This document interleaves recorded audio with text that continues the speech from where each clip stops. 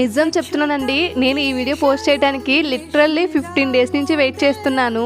నేను రీసెంట్గా మీషో స్క్రోల్ చేస్తున్నప్పుడు నేనైతే ఈ కంప్లీట్ కృష్ణుడిది సెట్ అయితే చూసాను. చాలా తక్కువ అమౌంట్కే కంప్లీట్ సెట్ అయితే వచ్చేస్తుంది. ఇంకా వెంటనే లేట్ చేయకుండా ఆర్డర్ చేసేసాను.